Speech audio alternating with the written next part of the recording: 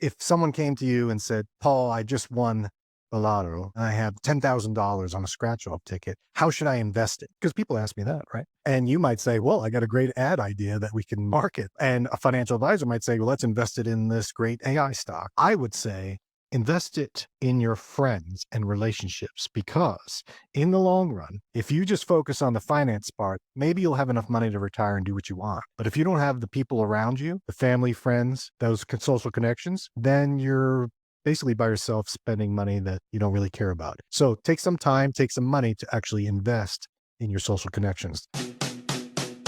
Welcome to the Incremental Marketer, a content series where we meet with top marketing executives and leaders across industries to help you drive growth in your business.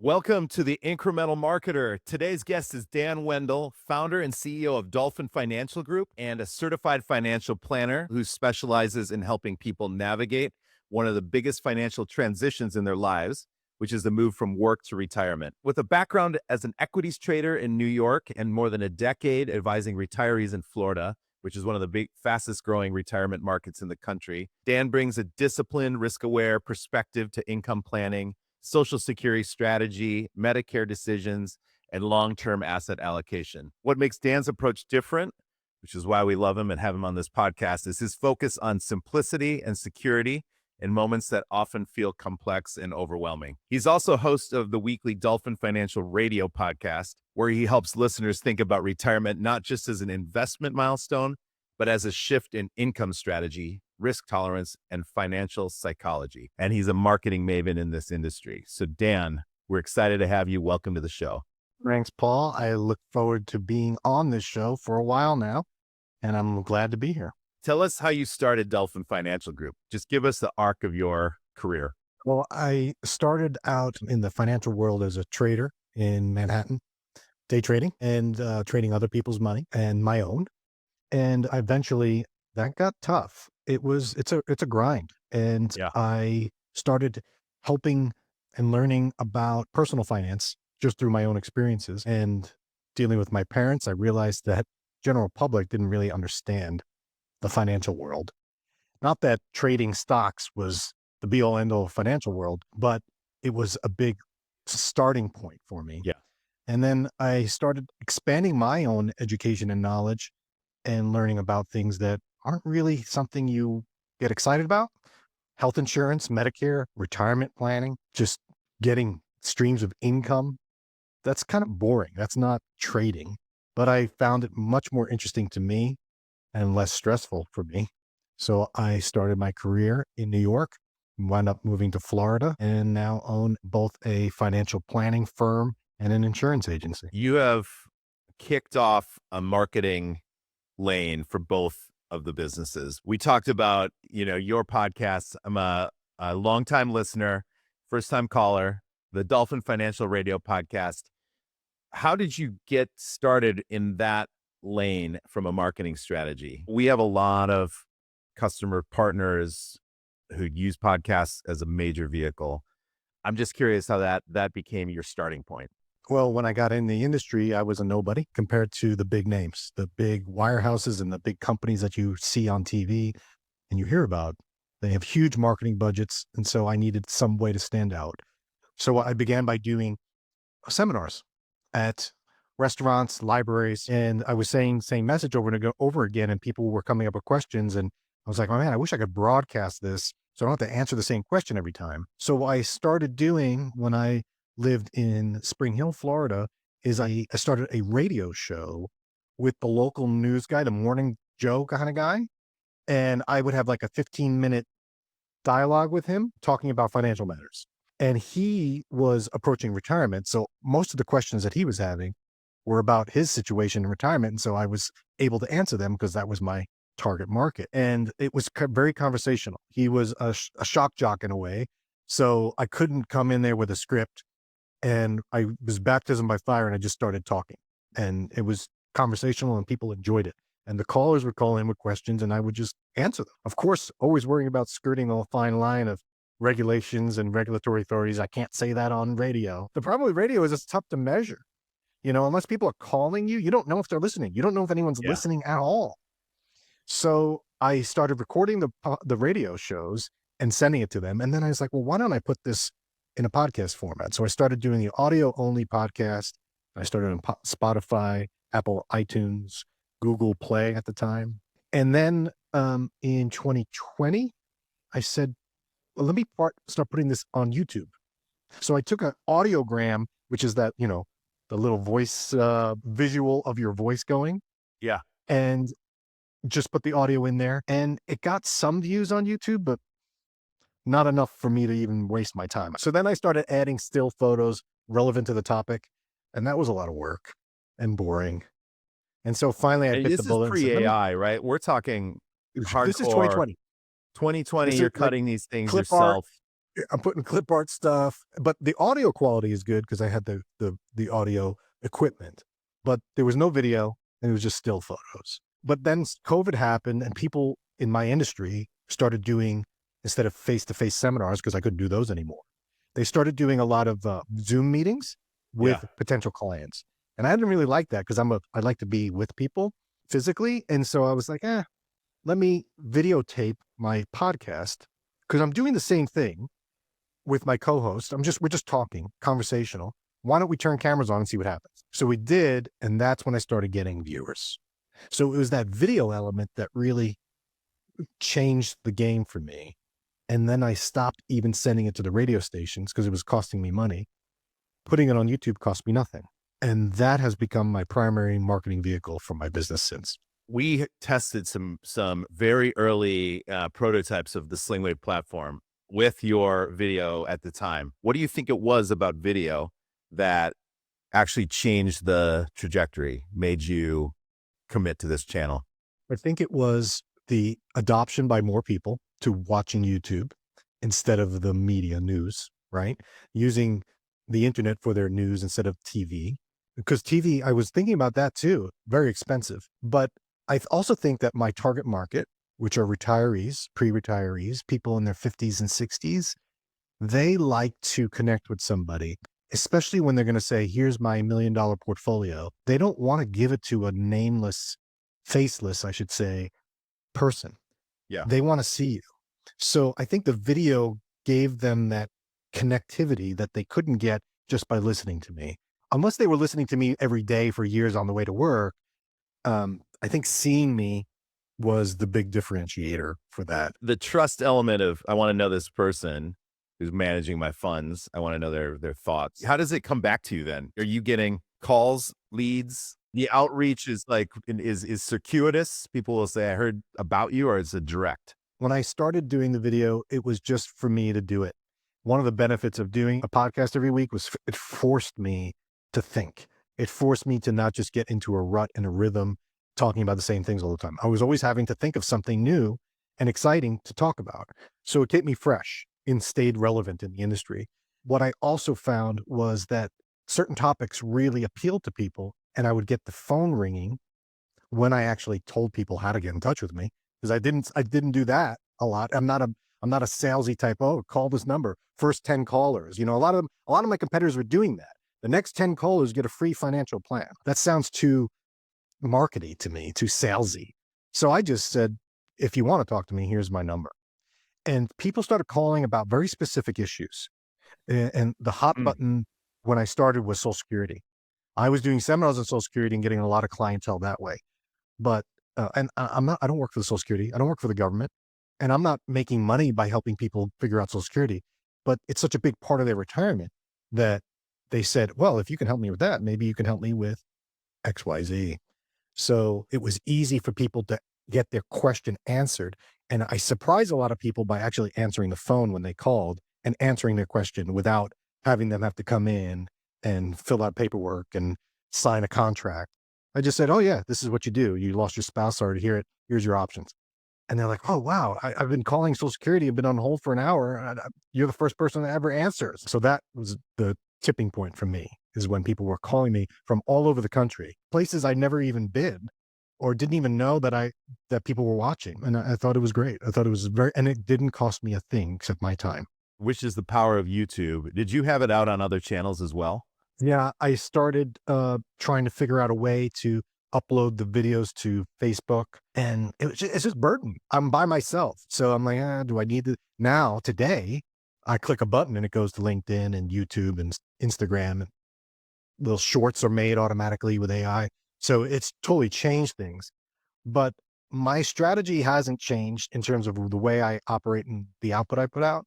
A lot of my financial advisor counterparts in the industry, they're taking a different approach to generating revenue from this. And maybe your clients do it as well, is they're selling a product, so they're trying to get a click to go through a funnel, and that's great, but that's not what I do.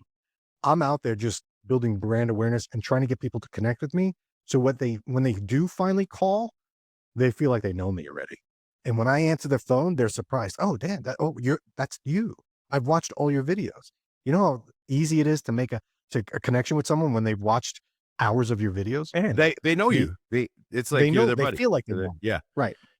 Which I want to ask you this because you mentioned your competitors, others in the space. You have a personality, you have a sense of humor.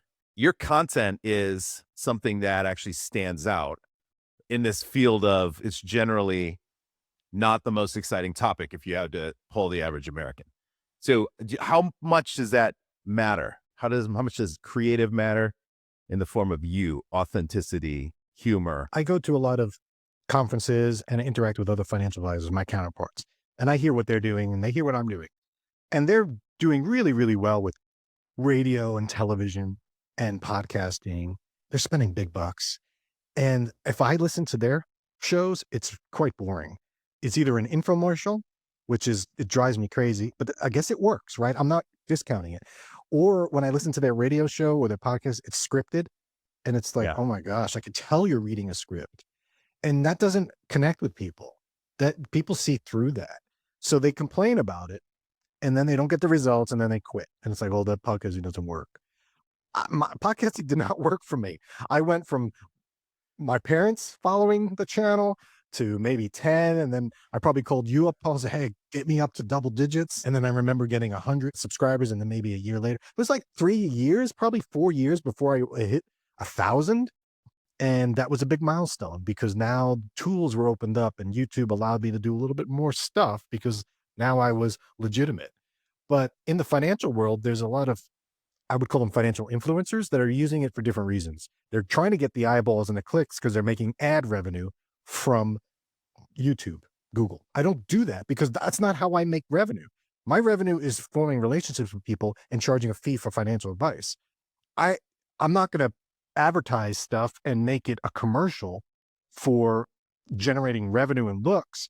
I'm just trying to get people to connect with me and want to call me, and then I'll make my money that way. So it's a much slower funnel, but I think it's more lucrative in the It long run. makes it makes sense in terms of the budget you've put behind it. If you were to compare it to the big firms, it's your time, right? Fundamentally, Yes, I know there's investment in some of the distribution, but it's just your time and the creative, as far as I understand. Is that right? that's right. And then some of my counterparts are spending six figures on ads on radio, television every year.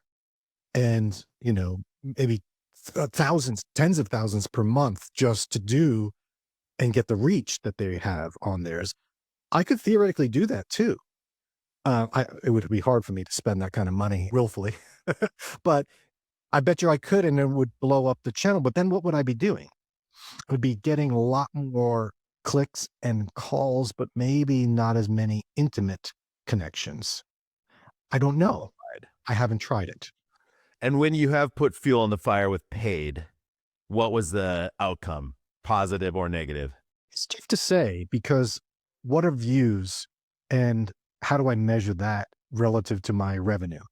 I think what has worked more than boosting or putting money behind it has been narrowing the focus and being very specific about the topic so that people searching for it are finding the answer that they've been looking for that is usually not found in the generic sterile Q&As that are typically found online. And I think now that technology is available, a bunch of people are going to be doing this. Everyone's going to have a podcast. So you either have to be very sensational or you have to be very specific. I'm choosing the specific route. And we are entering the world of the AI, the AEO, not SEO. Everything is evolving. And I'm curious in video how you've been pushing the envelope in AI. And I believe we have a clip because part of it is content. Can we run this clip and then you talk about it? People that invest and save for the future and put their money in a market for growth that is completely out of their control, how would you counsel them? When one entrusts his savings to the market, he must remember that the only true control he possesses is over his own habits. As I have taught, industry and thrift are reliable counselors, and the purpose of prudence is not accumulation, but independence. All right, what did we just watch? So that was me interviewing Ben Franklin, which I'm sure your listeners know he's died over 200 years ago. I was trying to figure out a way to incorporate AI into my podcast. I'm using AI in the back end now to help me make clips and edits and stuff like that. But I thought, I've always wanted to say, wouldn't it be cool if I can get Ben Franklin's opinion on something? And so I'm experimenting with that, bringing an AI avatar of him on. And I have other mentors up my sleeve, but he seemed to be the most appropriate to start with, being the original. I call him the OG financial guru. And that technology is available and it worked. There were some glitches, there were some edits, but I enjoyed it. I don't know if my listeners got a kick out of it, but I enjoyed it. It opens up a whole new, you have a great co-host, Tony, so you can potentially have any co-host now here joining your show. So who else is on the docket? I've always been a fan of stoicism and learning that as a lifelong learner. And so I have Marcus Aurelius on deck to maybe add, because like you mentioned in the intro, my main function is to make sure people don't run out of money and they can live with the retirement and make sure they have enough assets to generate the income they need. But there's also this stress reduction. And part of that is identity and what happens after you retire. And so I'm trying to bring in that Stoic philosophy into it to learn how to live outside of your employer. So he might provide some value in there, and maybe not financial advice, but maybe some life advice. I can't wait. What is your experience in terms of how much creative matters? So you've dropped all kinds of different topics. And as we talk about incrementality on our podcast, we don't talk about the creative element as much. So you've tried all kinds of different concepts, all kinds of different topics, humor, not humor. What's worked the best? Yeah, for me, it's been just being authentic. Authenticity matters more to me. And I didn't want to fall into a rut of doing the traditional stuff. I started that way with very informative videos, very matter of fact, and I didn't enjoy it. I did get some clicks and some views based on the content, and I had production team do the video, and so that helped. But I found that when I started adding more creative elements to it, it increased my interest in it and increased my enthusiasm for it. And I think that bleeds into it. So I don't know, I'm not a creative person, generally speaking, but I like being fresh and new. So I don't want to fall in a rut. So I think the creative element of it is just part of enhancing the natural nature of my podcast. Very little editing, trying new things. I don't care. And I think that the important part is, it's not that I don't care. It's that I'm not so focused on the metrics of clicks and views. Oh, that worked, that didn't work. Did I enjoy it? Did anyone call? Did anyone get any value? Did anyone comment on it? If so, then maybe I'll continue down that path. If not, well, all right. Well, didn't hurt me. Didn't cost me anything but time, and I enjoyed it. So, not to mention it's factually helpful. Like you gave that Social Security example of being on hold for days, and you actually had an insight. So now I want to ask you on the AI front, with how discovery is happening, and within the LLMs and in video summaries, how do you see that changing? Do you think people are starting to discover you through AI, not use of AI in creative, but discovery in their process of vetting a financial advisor? I do. I think that people doing searches, typically in my industry, people find a financial advisor through friends and family. All right, who do you use? Right? But then you see a search. That's the next thing. And people are searching for this. And I think AI is going to even enhance that. They're going to, when you ask a specific question, I can envision, and I don't know if this is happening already, I can envision an AI robot actually listening to my long form 20-minute podcast and pulling out the key parts and matching it with a query for someone in New Hampshire or Arizona, right? I think that could happen and then say, well, this guy answered that question and do it for me. I can see that happening very soon. So I'm expecting, especially with Google being owner of YouTube, that might happen. And if it's not already happening, you might know better if that's happening or not. But I could see that happening. And I think a lot of people are believing what the AI says without actually knowing if it's true. That's another scary part of it. I mean, it's a world that I like the term AI discoverability, and it's AEO, and it's the version of SEO that's now in the agentic world. But I believe it's basically, how can you make it so that your agent can talk to my agent and tell me what your content is saying and who's the best qualified for my lead. Yeah. And I don't know how that's done. And I don't know how I could make my contact more AI friendly, but I have a feeling that AI is going to figure out how to make my contact more AI friendly. So I don't have to reinvent the wheel here. I think there's a whole topic. There's conferences and much cottage industry being built as we are pushing this out. So in like 2 weeks, this is going to be dated. But for sure, that's a huge opportunity for you. I'm curious if you're feeling like your competitors are catching on. How is this industry in terms of bleeding edge adoption of these types of technologies, or is it a lagging industry in terms of this? Well, the one thing that's been kind of hampering the industry is the regulatory environment. So, for instance, getting testimonials was not allowed until recently. So we had to rely on word of mouth or Google reviews because you can't edit those. But now more and more regulations are lifting. And so I mentioned the big companies. You don't see podcasts from people that are working for one of those big companies because the big companies don't want to get sued because one of their advisors is saying stuff that's crazy, right? Oh, I can get you a 30% return. Like, you don't say that kind of stuff. And so rather than try and police every single one of their 3,000 financial advisors, they say no one can do it, right? So that's been an advantage to me because I'm my own compliance officer. I know what to say, not to say. And I don't have to worry about going through a compliance machine before I can release content. Maybe AI will alleviate some of that compliance nightmare that these big companies have. So you'll see a lot more financial advisors saying stuff that's approved through an AI compliance officer. But generally speaking, I do see a lot more competition coming in. I think people are seeing the success that a podcast can have and that connection. I also think that AI might actually replicate somebody. I'm pretty sure I could be replicated with all the hours that I have on there. And you may be talking to an AI, Paul, right now. I think I might have some ways to tell, though. I am an AI. Is your what's next for Dolphin Financial Group? What are you thinking in terms of your growth? Yeah, in terms of my growth, I'm going to continue down the path of this podcast that I do. I'm going to start adding more elements to it. I'm thinking about breaking it out, maybe sub podcasts, different topics, putting more video out, splicing and dicing. I think that's going to be where I go. But again, my industry is very labor intensive. I only have so many hours that I can actually interact with clients. And I think that's what they're paying me for. They're not paying me to answer questions because I think AI is going to be able to answer the questions pretty well.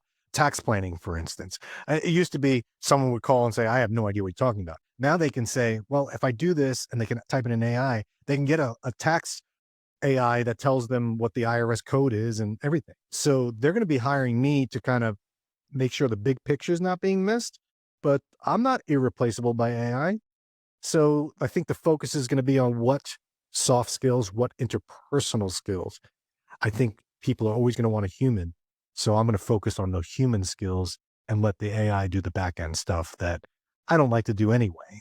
A lot of it's mundane. So I think the face-to-face medium and interaction is still going to be the way to go. But again, Maybe there's something invented, Paul, that'll allow me to be in two places at once. But for the most part right now, I can only meet with people for so many hours a day. We are seeing a lot of that in our industry, in general at Slingwave, the ability to automate the non-human interaction and empower the human part of it. On the agency side, I feel like it's the combine all the tasks that that can be done in a batch overnight, and that the humans take the final lap to deliver the insights because they have the most nuance, interpretation and ability to understand. And to your point, I'm seeing a lot. I'm curious if you're seeing this too, just in terms of, please hold.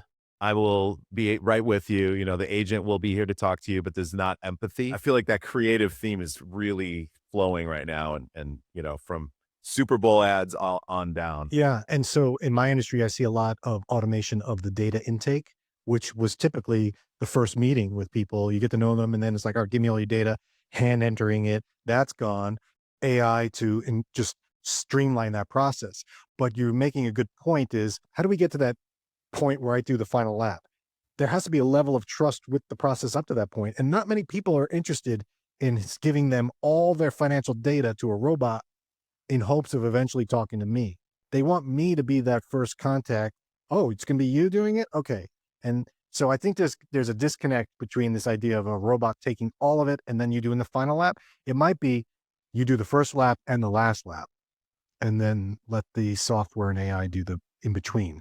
I don't know, but I do see that happening in my industry. A lot of AI is changing how things are done in the financial services world. And so in your world, can we get some advice for the audience? Just your expertise. What are your top pieces of advice for someone who's 5 years out from retirement, or maybe is going through the journey right now? 5 years out, I mean, that means they're thinking. They're like, oh, I'm going to retire in 5 years. So that's the first step. I would start planning now. You could go the traditional route, which is, all right, make sure I have enough money. What is enough? That's the big question. I would focus more on understanding your spending. The biggest problem I feel people have when they meet me is they're eager to say, here's what my 401k is. Here's what my house is worth. Here's what my debt is. But they don't really know how much they spend. And they certainly don't know how much they're going to spend when they retire. So getting a grasp on what are you spending and why, that's important. I would say if I could meet someone for the first time and they have a really good feeling for what they're spending, I can make the rest work. But if I don't know what they're spending, how can I design a financial plan, a retirement plan for them?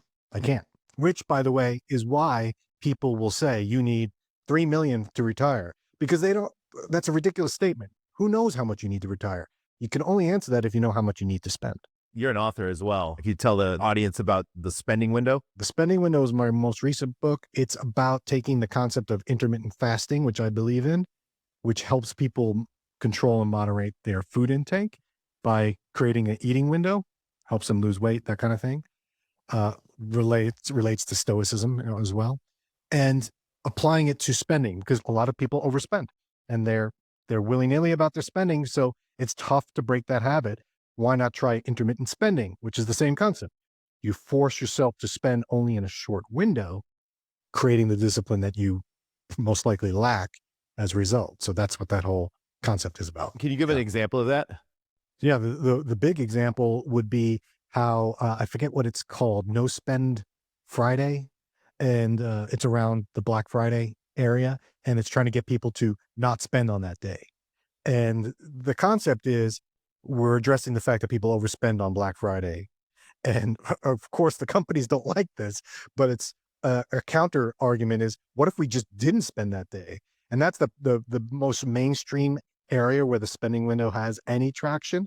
But it might be, you notice I'm spending a lot on Friday nights or Saturday mornings or something like that. So you just say, you know what, I'm going to try it for 3 months. I'm not going to spend a dime past 12 o'clock on Friday until 1 p.m. on Saturday, just to see what happens.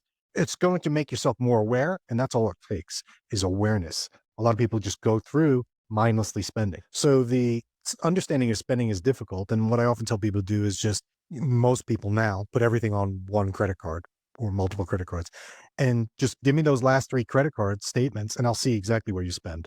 and I'll see exactly what you care about. And that's helpful because a lot of the companies are now using AI tools to tell you exactly the categories that you're spending on. And so we can have that conversation. For people that have an actual spending problem, and they may not know it, but if there is one that's identified, focusing on the actual time spending isn't, it's I would say it's kind of gimmicky, right? You could just spend, oh, as soon as the time window stops, I'm going to go spend, right? It's forcing you to actually think about whether or not the spending is emotional or if it's just coincidence, right? And I think what people find is a lot of the spending is emotional. And by focusing on the timing of it and looking at when they're making their spending, they might second guess, at least break the mold and stop the bad habits. Fascinating. I love it. What are the biggest mistakes, Dan, that people make in retirement planning? I think they focus too much on the numbers or a magic number. I think that's a big mistake. Oh, I need to retire at a certain age, or I need to retire once I have my 401k up to a certain number. That's a big mistake. And what I think people are really missing the boat on, most people aren't thinking about what they're going to do with their time. When you retire, I have all the money to live the way I'm living, but you're not going to be living the way you're living.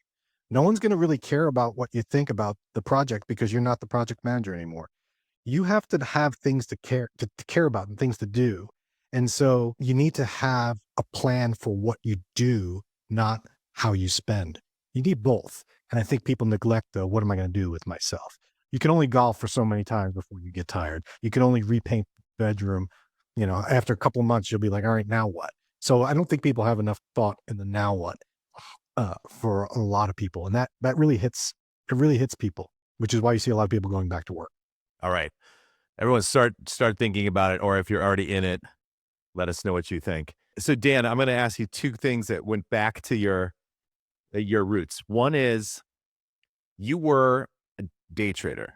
You used tools to understand data in real time to make decisions. And now you're a marketer and you're looking at data in near real time or not at all real time. How different is it tooling wise for a business owner trying to scale a business with what you see out there today versus what you were used to in a day trading environment? So a couple of data points when I was day trading was the bottom line. Were you green or red at the end of the day? And that was a real kick. It was a real kick because if you were red, it was a bad day, right? But not necessarily true. It's not necessarily true because maybe you did some good trades and just got unlucky, or you made a mistake and you identified it and you won't do it again. And so that was tough. I would think the stat was 98% of day traders failed. And I sat in a room with over 100. I also noticed that something that was not measurable was a big success factor, and that was the intuition. Some of the most successful day traders who are still day trading today, despite all the computers that are running most of the trading right now, they had a feel, couldn't measure it. I don't know how you measure that. So maybe intuition on today, if I apply that today, if I'm going to talk about a topic in my videos, maybe it's just intuition. Maybe I don't have data. Maybe I'm not looking to see what the Google long tail searches are to where, oh, this is a topic that should be useful. I know AI is starting to recommend the topics to me. Not a bad thing to consider, but the most success I've had is just talking about things that I'm comfortable, enjoy talking about it, because I think the enthusiasm comes through. If Google starts to tell me, this is the metrics, these are the data points, you should be putting money behind this, this, and this. If I'm not interested in it, I'm just not going to do it. And maybe I'm hurting myself in the long run, revenue-wise, but financially, that's not what it's all about. It's about enjoying what you do too, because otherwise, what are we really doing, right? Following the data to what end? Well, the red and the green part of it, I love that analogy. Have you seen anything equivalent in your world when you're marketing? You can't know in a day that you're green for the day or red for the day. Right. What's the marketing equivalent of what you had in a day trading environment? You can't. Day trading was instant. And I'm talking seconds. You would know whether or not you made a mistake. My average trading time was less than 8 seconds, buying and selling. The most successful guys around me were less than 3. So it was insane, but you would know instantly whether or not you're doing well. Marketing, it's so difficult because, especially like I said with radio, you don't know if anyone's listening unless that phone rings. And odds are when you start a radio show or a new podcast, you're going to get no one to listen for the first 6 months. No one. And you know how deflating that is because you're sinking money and time into it and you get no return. people give up way too easy in this industry of marketing. I see a lot of financial advisors get very frustrated with that. I just kept through it. Maybe I was foolish, but it seems to work because that's my only form of marketing now. I just did that video on Ben Franklin. No one's really watching that one. I thought I loved it. It's my favorite video, but I don't think the viewership reflects that. Maybe time will tell. Maybe when the 250th anniversary of our country comes in, Ben Franklin will be a hot topic and that video will go viral then. Maybe it will never will. I don't know, but I'm not going to change my behavior drastically out of a result of a short-term blip. But I think the new tools like you're building at Slingwave, give you that feedback in a dashboard format, which there's a lot of data there. And I would say it's pretty instantaneous because you could see how things are going and you could change it on the fly. Because the best part about that is the data that you're getting from the different media companies that you're advertising on is fairly quick. You're relying on them, you're trusting them to give you the data, but having too much of it doesn't really help. Having it in one dashboard all there, you can kind of make incremental changes. And I think that's what it's all about. I mean, I think that's what you guys are doing. I have one other question. Hey, one of the things you said earlier was you started in radio. We have a lot of customers who have massive radio spends, massive. Host read, just standard inserts. Is radio still working for you? Has it always worked? What's the state of radio? Radio it does work in my industry. I stopped using radio because it became expensive and I didn't have the tools I need to see whether or not it's working. Now, there are tricks and tactics you can use. You can have a special phone number that's only tied to that radio station so that when that number rings, you could say, oh, that must be from the radio, right? So but that's a slow grind radio. Now, I have some friends in the industry that only do radio and they are crushing it. And it really, really comes down to the demographics of the city they're in, the station they're on, the time that they have, and how long they've been doing it. You can really corner a market in radio and kill it in my industry. I didn't get that success. I found more success in podcasting, and not only because the price was right, but because my reach was greater. And it was a lot easier for me to track with metrics. Makes sense. Thank you, Dan, for being on the Incremental Marketer. It's great to have you. I loved your examples. It's an industry that we don't talk about often on our podcast, is, in the finance and financial planning world. So how can people get in touch with you? The easiest way, just watch my podcast, Dolphin Financial Radio. Go to dolphinfinancialgroup.com, go to the website on YouTube, Dolphin Financial. You'll see me. We'll talk. You can maybe you'll see one of the new mentors I'm bringing on to co-host. Maybe I'll have Paul on my show to talk about finances. You'll get me and Benjamin Franklin whipping up a frenzy on your podcast. Penny saved is a penny earned. I love it. I love it. I really enjoyed it, Paul. I'm going to leave you with one tidbit that I've been thinking about lately. If someone came to you and said, Paul, I just won the lotto, and I have $10,000 on a scratch-off ticket, how should I invest it? Because people ask me that, right? And you might say, well, I got a great ad idea that we can market. And a financial advisor might say, well, let's invest it in this great AI stock. I would say, invest it in your friends and relationships, because in the long run, if you just focus on the finance part, maybe you'll have enough money to retire and do what you want.